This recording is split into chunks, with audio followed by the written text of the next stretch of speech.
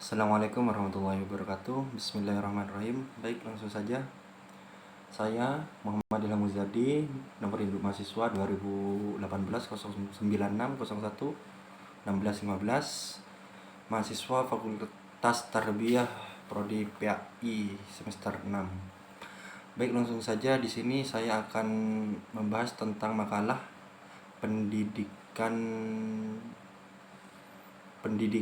di Inggris, pendidikan Inggris dalam mata kuliah perbandingan pendidikan. Baik, langsung saja.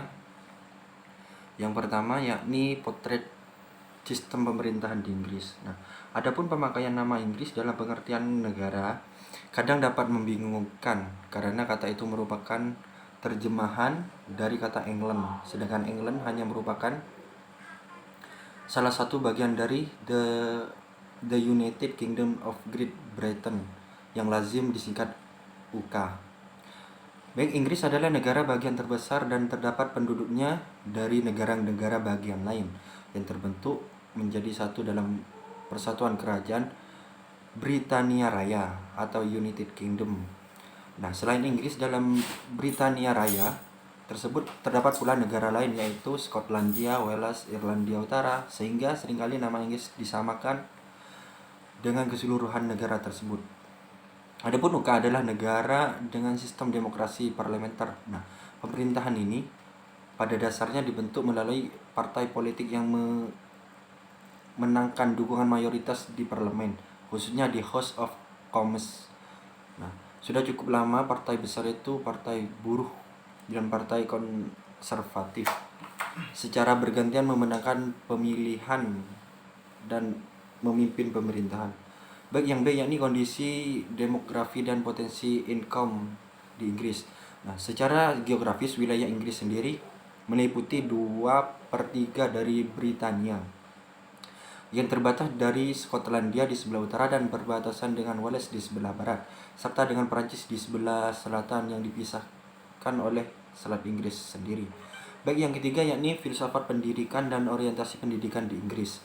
Nah, perjalanan panjang menuju alar modern yang digagaskan oleh filosof Inggris untuk memajukan pendidikannya dapat ditelusuri seperti dalam artikel Modernity versus Postmodernity, yang menjelaskan istilah modern adalah sebuah istilah yang digunakan untuk menyambut era baru, New Age, yang berfungsi untuk membedakan dengan masa lalu. Di sisi lain, dalam hal perkembangan pengetahuan sekuler dan skeptim sudah menjadi landasan tradisional ilmu pengetahuan, yakni wacana ilmu pengetahuan yang menjadi topik utama pada zaman kebangkitan pendidikan filsafat di Inggris, dan secara umum di Eropa. Nah, pada abad ke-17 topik utama adalah yakni persoalan tentang epistemologi. Baik, kemudian William mengungkapkan juga pokok liberalisme pendidikan yang terjadi di Inggris. Yang pertama yakni seluruh hasil kegiatan belajar adalah pengetahuan melalui pengalaman personal. Yang kedua yakni seluruh hasil kegiatan belajar bersifat subjektif dan selektif. Yang ketiga yakni seluruh hasil kegiatan belajar berakar pada keterlibatan pengertian indrawi, dan seterusnya. Baik, yang D yakni kebijakan di bidang pendidikan agama di Inggris. Nah, pendidikan agama di Inggris adalah mata pelajaran wajib dalam sistem pendidikan negara di Inggris. Nah, sekolah diminta untuk mengajarkan program studi agama sesuai dengan pedoman lokal dan nasional, yakni Kristen, Islam, dan lain sebagainya. Nah, pendidikan agama di Inggris diamanatkan dalam Undang Pendidikan 1944 sebagaimana telah diubah dengan UU Reformasi Pendidikan 1988 dan Standar Sekolah dan Kerangka Undang-Undang 1998. Pemberian pendidikan agama adalah wajib di semua sekolah yang didanai negara, akan tetapi tidak wajib bagi setiap anak-anak untuk mengambil subjek atau mata pelajaran. Yang yakni kebijakan di bidang manajemen pendidikan formal di Inggris. Nah, adapun pendidikan yang biaya pemerintah bagi anak-anak pada usia ini terstruktur dalam 2 atau 3 jalur. Yang pertama yakni sistem 2 jalur, yang pertama yakni sistem 2 jalur, dan yang kedua yakni pendidikan tinggi otonomi yang diselenggarakan dengan dana pemerintah. Adapun yang F yakni dinamika dalam pengembangan kurikulum di Inggris. Nah, dari segi kurikulum, sekolah-sekolah di Inggris menggunakan kurikulum nasional kurikulum.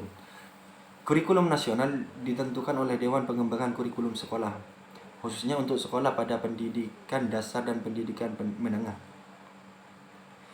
Nah, pada jenjang pendidikan tinggi terdapat program pasca sarjana yang dapat diikuti oleh lulusan ujian level atau lulus dari Sixth Form College. Seseorang yang telah lulus tadi akan dapat dengan mudah masuk ke perguruan tinggi dan menjadi mahasiswa selama waktu 3 atau 4 tahun. Yang G yakni pengembangan pendidikan dan tenaga kependidikan di Inggris.